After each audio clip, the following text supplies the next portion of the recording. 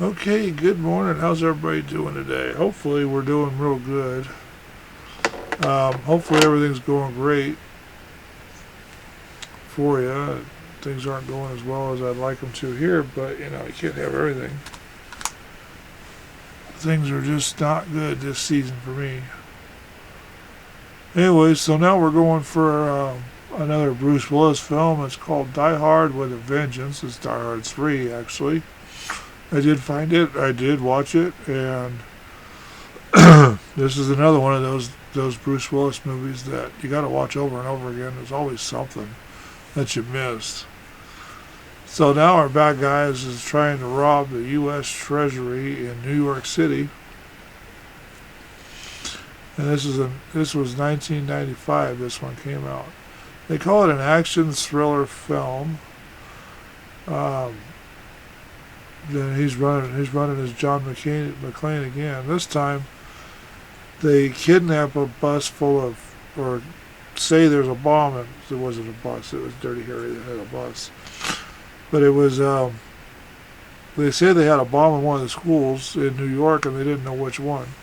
So he had the cops running around looking for bombs in schools, the terrorists, and Bruce Willis was on a scavenger hunt, I guess. Riddles and all that, running all over the city, disarming bombs, so they don't blow up. And he was supposed to be off running, doing something else. They're trying to keep him distracted because according to the movie, he was the best detective in New York Police Department. Best detective. So he got running around all over town, and when he catches on, because he was first put in Harlem with a sign on it that says "I hate niggers." That's what they actually put on the sign. So one of the shopkeepers there was a good guy, and he actually was shown teaching his kids lots of things. And he went out to save John McClane, even though he said he wasn't going to save the white guys. He went out and said told him he's going to get himself killed in that neighborhood wearing that sign. And it turned out that he was true, and a bunch of gang members come by and started harassing him, and the Good Samaritan decided to help him keep from getting dead. And he got beat up a couple times, and John McClane got beat up a couple times, and it turned out to be a real good movie. I like the way that it turned out. They had the one guy. The two of them got stuck together because the kidnapper wanted them, the bomber wanted them together. After he helped them, they had to go from part of town to another part of town, and they had to go through the park. And it was a real good chase scene, an action movie. It's extended out. They even jumped off a bridge onto a boat in the movie. That was pretty good. Swung down some cables on a winch that ended up getting the car pulled over the edge. It was really good. The bomb in the school wasn't really the bomb. The bomb that they were looking for was the one that John McClane stole on after they chased dump trucks up through a pipe, because they had dug a pipe. It was probably already being dug. They just probably made the movie around it. But they run dump trucks up a pipe full of gold. Well, it probably wasn't gold. It turned out to be on the ship that it was all um, pieces of steel, scrap metal, in the dump trucks, in the containers that they loaded onto the thing.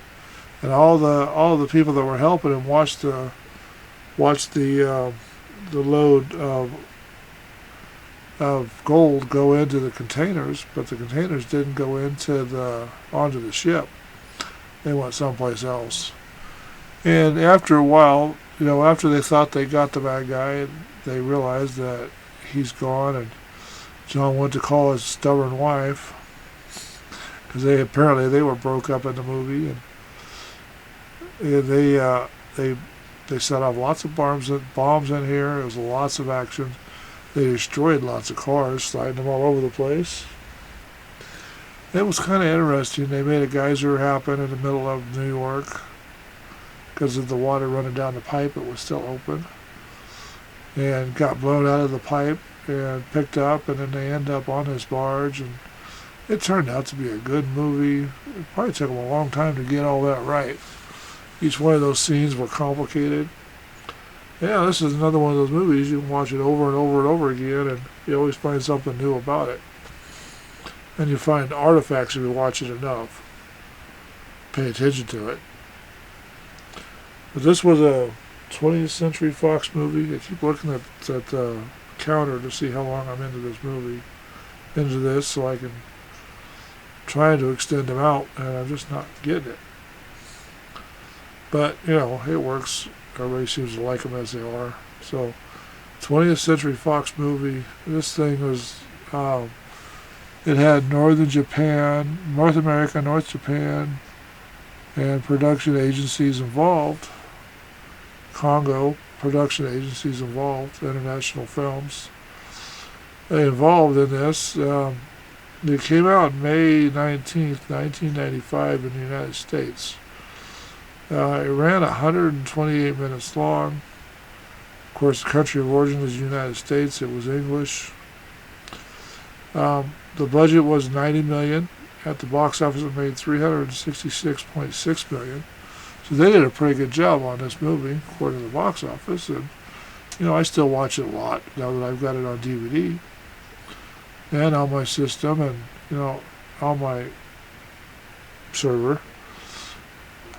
It turned out to be a pretty good movie. I watch it a lot, over and over again. I'm pretty sure that I'd wore the copies out. Sometimes it's on the DVD I watch it, and sometimes it's on the server.